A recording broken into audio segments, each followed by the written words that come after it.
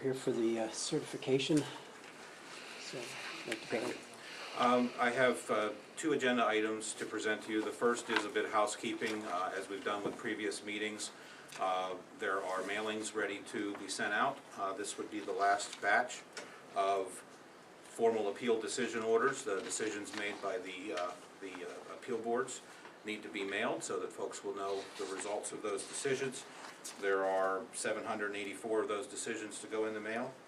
We also have some additional revised notice changes, predominantly due to clean and green enrollment and combination of properties.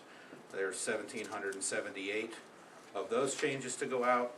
And then we have 412 properties that were withdrawn or abandoned, and they need to receive confirmation of that. No hearing was held, but those would go out. They are ready to be mailed tomorrow with the approval of the Board of Appeals. So moved. Second? It's been moved and seconded, and I just have a question. The 30-day clock then would start on these 784 for the opportunity to appeal? Yes, sir. Okay. Yes, the 784 will have 30 days to file to Common Pleas if they wish to do so. And is that based on the postmark date of tomorrow? Yes, that's correct. We counted that there were 5,762 formal appeals actually processed. You may find it interesting that approximately 9% withdrew, 6% didn't show up, 4% were revised after the hearing, making the hearing sort of irrelevant. Maybe they combined it, maybe it was clean and green. 22% were denied any change, and 59% saw some change in value. Most of those that changed saw a reduction. Some of them actually saw an increase. There were about a little over 100 properties that went up as a 100? result. I think it was 111 that actually went up as a result of the formal appeals.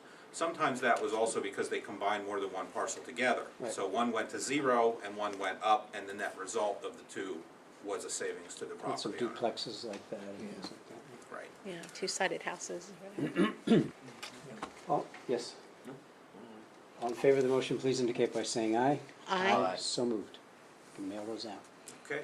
Under section 8844 of assessment law, we come to the point on or before November 15th where the board certifies that these values will be used for next taxing year and that they will be taxed at 100% of their market value, establishing a new predetermined ratio and establishing this as the tax base for 2013 and beyond. The final value at the conclusion of the reassessment is $9,885,045,000. That is the taxable value of the county. There is also public utility and exempt values, and those are on the sheet. That it's also important to point out that the $9.88 billion is the taxable value, including KOZ, Lertas, and TIFF properties that may, by contract, not have to pay any taxes against that taxable value, or they may have a payment in lieu of taxes. The value of your TIFF, Lertas, and KOZ properties is $149,267,900. So when it comes time to calculate actual revenue neutrality, equalization of millage rate, we have to keep in mind that just under $150 million of this new tax base is not part of your current year's budget, nor will it be part of next year's budget, unless those contracts expire, in which case that would be new revenue. Increase in value to $9.89 million is remarkably close to what we projected that it would be. After all of the appeals, the informal reviews, the clean and green enrollment, we're within about 1.5% of what we estimated and put on the bottom of those notices. And tax statements for county taxes that were built into the notices with a revenue neutral budget for next year, which I understand you're considering, is the taxes would be a little less than we had told people that they might be on that estimate that was printed at the bottom of the notice. And I think that'll come as a comfort to people because there was concern with all the shifting from clean and green and also the appeals that were filed, that would, be disruptive, but Right. I'm glad to hear that was anticipated to the extent that it was.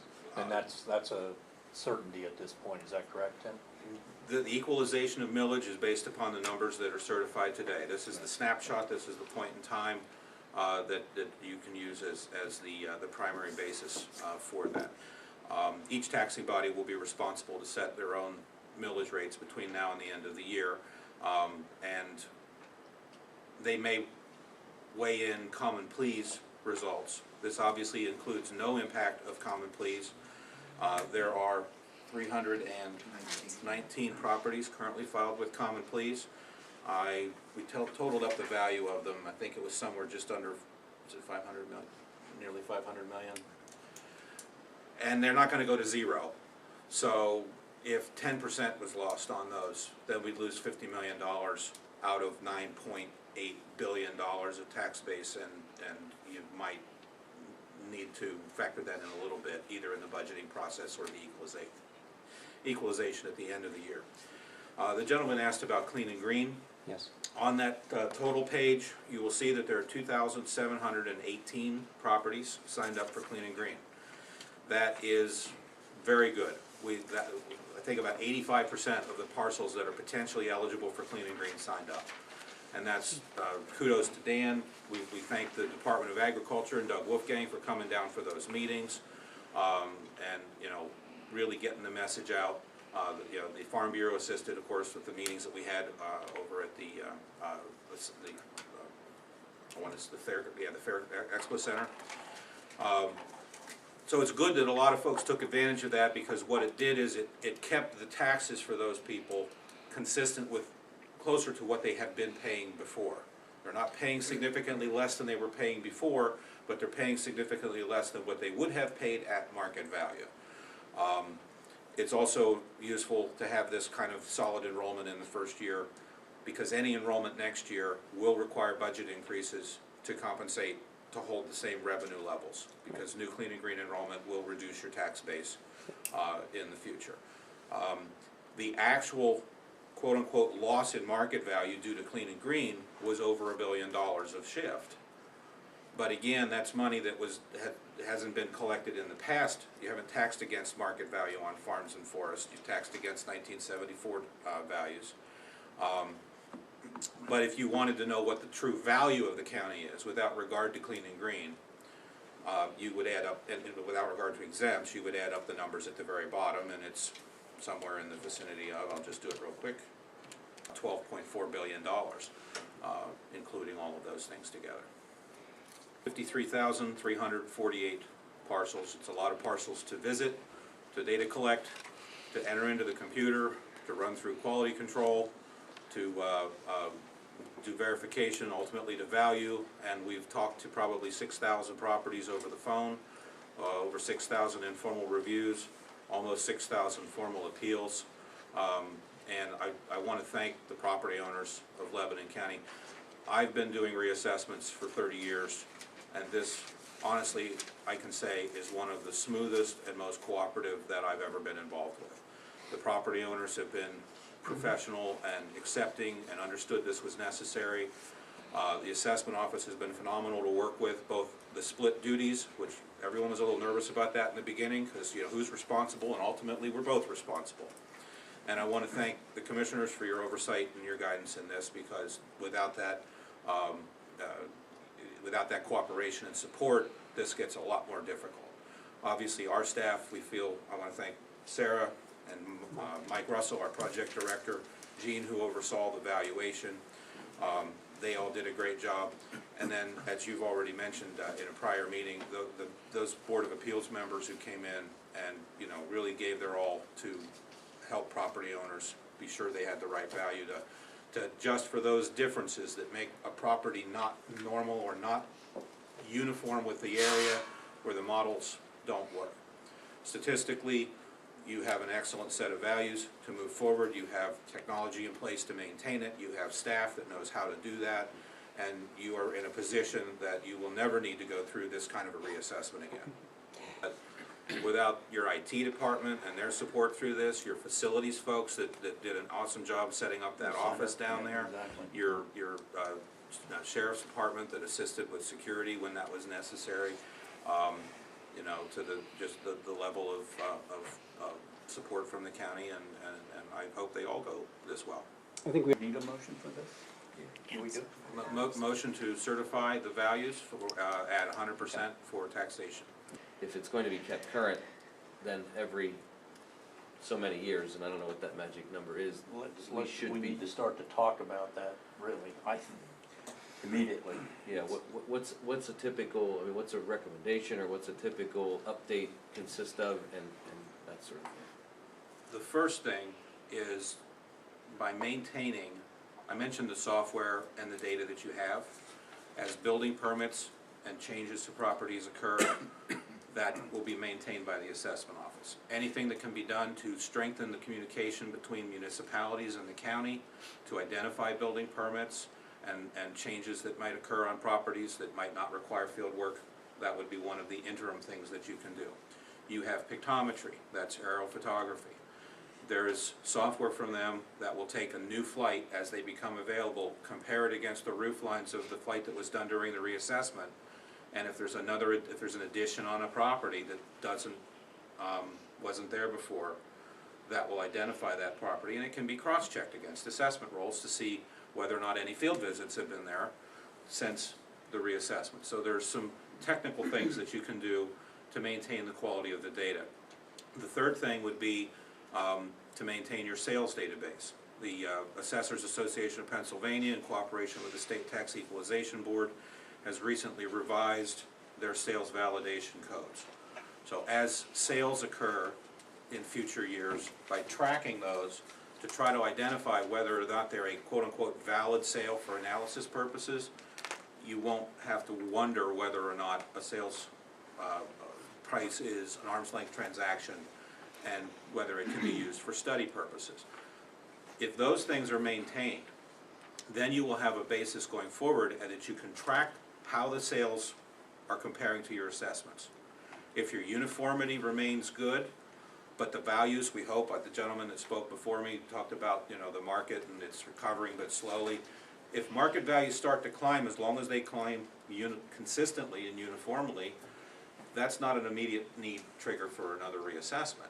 It's when the market starts to diverge, either by location or by property type, or once it's climbed beyond about a 15% increase in value, that's when a new reassessment is typically looked for. But when I said that you will never need to go through a process like this again, if you reassess in, say, 4 to 6 years, do a mathematical update in 4 to 6, which is the typical time frame in other states. Some go as quickly as 3, so maybe I should say 3 to 6 is the typical range. But Florida is yearly, annually. right, and actually Maryland is annual, but they do a third of the state each year, so it's really like a 3-year cycle. Some states will do full field sweeps every 6, but a mathematical reassessment every 3. There's all sorts of variations on this. But the bottom line is, as the market diverges, you want to maintain values that represent the market so that your taxes represent what is occurred since then. You will not need to visit all the properties again like this. You won't have to do all the data entry. You won't have 6,000 appeals because you're not jumping it quite so dramatically, and that's another important thing. If you did a reassessment in 4 years, or even 6, the changes from this tax base to the next will not be as dramatic. There are people whose taxes doubled in this reassessment because they were paying half of what their fair share was. That kind of a huge jump doesn't happen unless it grows over a 20 to 40 year period. I'm hoping that the law changes so we don't have to rely so heavily on sale, on your property tax in the next 6 years. Well, my prediction, if I can be so bold, is I hope, or maybe I wish, we need legislative change that reduces the burden on property tax. It's not likely to go away completely because it is the most stable form of funding local government. But we need standardization in how they're done. Everybody needs to do reassessments with the kind of quality that this one was done with. That should be the standard in Pennsylvania. And there should be ideally state funding or sharing of the funding of the cost of this thing with the people who benefit from it, which is the school districts, the municipalities, the county, and even the state. Yeah, that- So if they move in those directions, then I think this will be easier. But in the meantime, you were court ordered to do it, you guys have bit the bullet and did an excellent job, so, you know, if you wanna. The website information, does that go down at the end of the year? You know, the access to the courthouse online stuff? The courthouse, the free access for property owners to look at their own property was Yeah. there before the reassessment and will be, remain after the reassessment, Okay. unless you tell me to take it off. No, The the other, free ability to search the entire county yes, was something that was done during the reassessment. So at the end of the year, if someone wants to search other people's properties, they either need to come to the assessment office to do that or purchase a subscription to pay for the service, because the county has not had to pay for any of the courthouse online service. That was something that we agreed to do for the betterment of the job. We paid No, we $5,000. We paid $5,000 extra. For the upgrade, right, yeah, it was actually included in the contract part of it, and you're right, I misstated that a little bit. We don't forget things like that. He wanted a refund right away. It's about 2.5 mils. 2.49, 2.5, somewhere in that, it's pretty close. If you do the math yourself, you're gonna get 2.49 mils. So based upon an early draft of this, it appears that from my analysis, that the break-even millage rate to produce $24.2 million of revenue against this tax base is 2.49. The problem with that is there are common pleas hearings yet to occur. So they need to anticipate that as they set their budget for next year, as does every other taxing body. That number might need to truly equalize the budget and collect 24.2 million next year. They need to build in common pleas adjustments. By the end of December, we'll know what maybe half of those were, maybe not, in terms of adjustment. We'll at least know who all has appealed and which parcels are in play to go over the numbers and talk about section 8823 of the law, which is the part that says they aren't allowed to collect any more money than they did the preceding year on the pre-existing properties. They have to set a millage that does that, and then they can raise taxes up to 10%, not to exceed 10%, or the Act 1 cap, of course, applies to schools. on a separate vote. But they do two votes, one to equalize, to produce the same revenue, and then one to set their final budget number, which I've already read in the paper, many of them are hoping to hold the line on budgets, which is great, that helps. But if they needed a budget increase, they're limited to a 10% increase this time. And as you can see, 1 mil is a lot more powerful. 20 mils, old millage for the county, roughly 2.5 mils will produce the same amount of revenue. Although no taxing bodies appealed any of the assessed values at this point, they may join in if there's a particularly large value that's being challenged and it's in their interest to do so for common pleas.